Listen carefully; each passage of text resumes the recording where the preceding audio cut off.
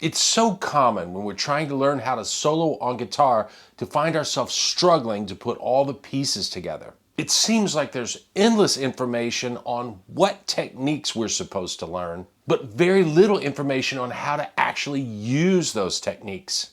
And when we try to play a solo, it often ends up sounding like pointless noodling. If that's where you find yourself right now, today is going to be a good day. I'm going to show you a guitar soloing hack that is so simple that it's actually kind of genius. You're going to learn not only a great strategy for approaching guitar solos, you're also going to learn some cool licks along the way. So grab your guitar, let's get into it. A lot of the students I work with seem to have had two kinds of guitar teachers previously. Some of them have worked with this guy, Professor Ludwig von Scaleshape. Professor Ludwig teaches guitar, but he also has a degree in theoretical physics, and his answer to every musical question is to give you another scale to learn. He never says anything about phrasing or how you can use just a few notes from a scale to play awesome sounding licks and phrases, and his idea of a perfect guitar lesson is having a group of students sit in a room together and play scales to a metronome until their fingers bleed. Unfortunately, many of those students that are lucky enough to escape from Professor Scaleshape end up studying with this guy for a while. Meet Billy Burnout. Now, Billy is a decent guitar player who has gigged around town for years, but his main claim to fame is a bitchin' collection of authentic concert t-shirts from the 1970s. Billy's guitar teaching advice seems to be limited to the sentence, "Hey man, just play what you feel." Sadly, after a few lessons, what Billy's students feel is frustration because they never actually learn anything. Now, I'm having a little fun here, but the point I'm making is serious. Obviously, we need to learn some technical skills so that we can get around the fretboard. But once we have those skills, what we really need is good advice on how to use those skills to make up great licks and phrases that we can turn into really good sounding guitar solos. What we're going to learn today is a strategy for using two very common tools for guitar players, triads and pentatonic scales. This strategy is going to help free up our minds so we can be more creative and concentrate on things like timing, phrasing, and nailing the notes of the chord changes without having to think too much. We're going to be coming up with ideas that work over this chord progression: D minor to A minor to C major to G major. And here's the big soloing strategy reveal. We're going to play triad-based licks over two of the chords, and we're going to play pentatonic licks over the other two. Let's try using our strategy like this. Over the first two chords, D minor and A minor, we're going to play triad-based licks. Over the last two chords, C major and G major, we're going to play pentatonic licks. Now, you might be thinking, I know some triad shapes, but what is a triad-based lick? Well, let's take a triad shape. Here's a common shape for D minor at the 5th fret. We've got the notes D, F, and A at frets 7, 6, and 5 of the G, B, and E strings. Now, if we just play the triad, we're playing the right notes over a D minor chord. They're the chord tones of D minor. But we're not playing anything that's going to make anybody say, wow, that was cool. But what if we play the D, add in the E note, play F, A, F, and back to E, and then add some cool phrasing like a unison bend of that D on the G string up to E, release that bend and end things with a little pinch harmonic.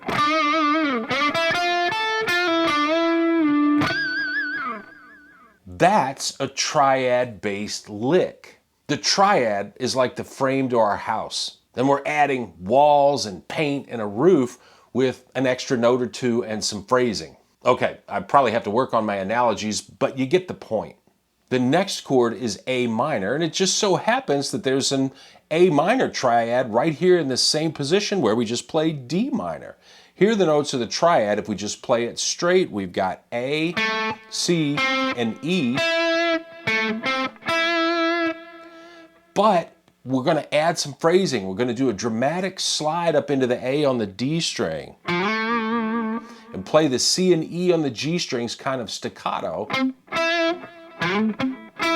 And then we're going to bend the G at the 8th fret of the B string up to A, kind of let off that bend a little, and then re-articulate it with some vibrato.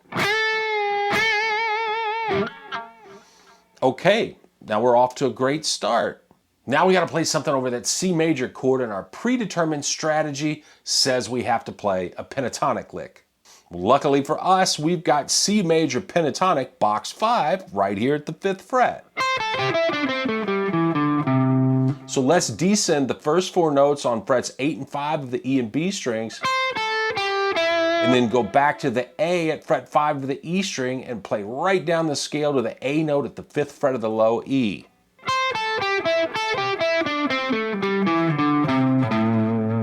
We're playing 16th notes there, and now we've got the G major chord to deal with. Our strategy calls for another pentatonic lick, and we're going to use a horizontal pentatonic pattern that starts with the G at the 3rd fret of the low E, and we're going to ascend all the way up to the A at the 10th fret of the B string. And we're going to bend that A up to B.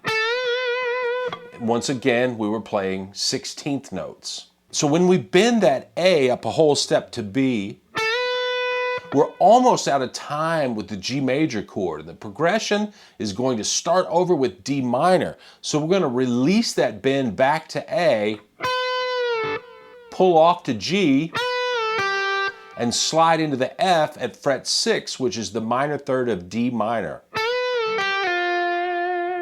And that's the perfect chord tone of D minor to resolve to end our phrase.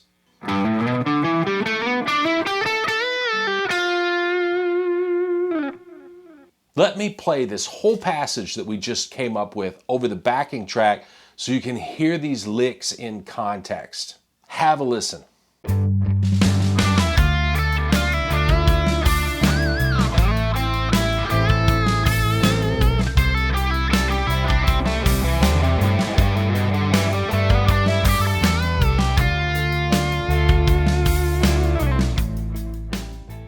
So I hope light bulbs are going off for you. We're using a very simple strategy to address the chords in a progression. Now we just use simple tools. Triads and pentatonic scales are not what we think of as exotic techniques. And yet we created what I think is a great sounding solo passage that, number one, has some fire and passion because of our phrasing, and number two, we totally nailed the chord changes, but in a very simple way. Deciding on what techniques we were going to use before we started playing let us narrow our focus and eliminate that aimless noodling sound. And the note choices and the phrasing that we used made us sound smooth, polished, and ultimately like we're just playing what we feel. And here's a big secret that the pros know but newer players sometimes have real misconceptions about. Improvising is not some magical process where the guitar gods bestow on a lucky few unlimited guitar licks from guitar heaven. You learn to improvise by first sitting down and working out cool licks and phrases that you want to be able to improvise. If you write enough licks of your own and also steal a bunch of licks from your favorite players, you develop a vocabulary of ideas that one day will just be there for you when it's your turn to solo. Okay, let's try another one. We ended our previous pass through the chord changes at the F at the 6th fret of the B string. F is the minor third of D minor. It's the perfect note to resolve to from that G major chord. What if from there we go up to the 10th fret and we use this triad shape? We've got A, or the 5th, at the 10th fret of the B string. D is our root at the 10th fret of the high E. And we've got F at the 13th fret of the high E. That's the minor third. And one of my favorite triad bass licks is to play the 5th, the root, add in the 2nd, and then bend that 2nd up to the minor third. It's very dramatic sounding. We're going to release that bend and end up on the D root. And then we're going to use two triad shapes for A minor. We're gonna just play the shapes at frets 12 and fret 17. But we're gonna add some phrasing to make them sound awesome. Here's the shape at the 12th position. We're gonna slide into the E at the 12th fret of the E string, play the C at fret 13 of the B string, and then the A at fret 14 of the G string. And we're gonna give that A some aggressive vibrato. And then we're gonna go up to fret 17 of the E, B, and G strings for another shape. Those notes are A, E, and C. C is the minor third of A, and if you want your guitar playing to sound emotional, you really want to focus on the third of the chords you're playing over. That's another pro tip. Once again, we're going to slide up into the A, hit the E, and then crush that C note with some dramatic vibrato. Now over the C and G chords, we're going to go all Dickie Betts and the Allman Brothers with some back and forth pentatonic sequences. First in C,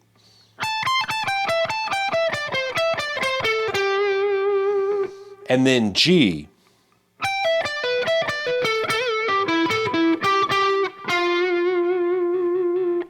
Now, our lick in G ends on the G note at the 12th fret of the G string. Again, we're gonna have to transition back to D minor, and all I did, I just slid down from the 12th fret of the G string to the 10th fret of the G string. Now that's an F note. Once again, it's that magical minor third.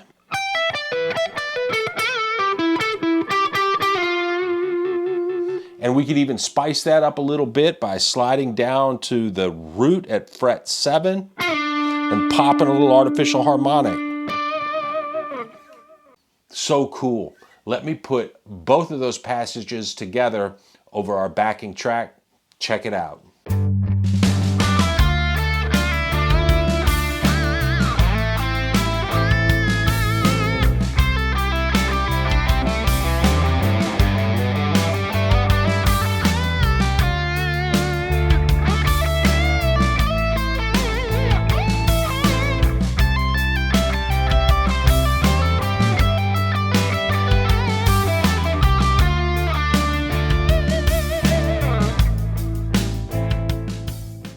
I think that sounds great. I hope you do too.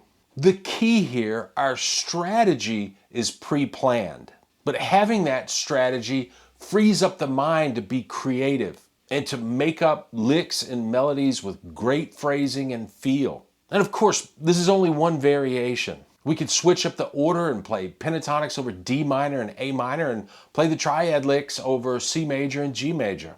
Or we could play pentatonic, triad over the 4 chords. Whatever variations you want to come up with and experiment with. And the possibilities with just these 2 simple tools, they're pretty much limitless. And once again, the secret to improvising that no one really tells you, if you come up with enough of these ideas and really ingrain them until they're second nature, when it's your turn to be in the spotlight and take a solo, these licks and phrases, they're gonna come out in a spontaneous and random order. And it's gonna sound so natural, like you're just playing what you feel, because at that point, you are. I hope this video really helps you get your soloing skills together. Work hard, play hard, have lots of fun playing that guitar. I'll be seeing you soon. Bye for now.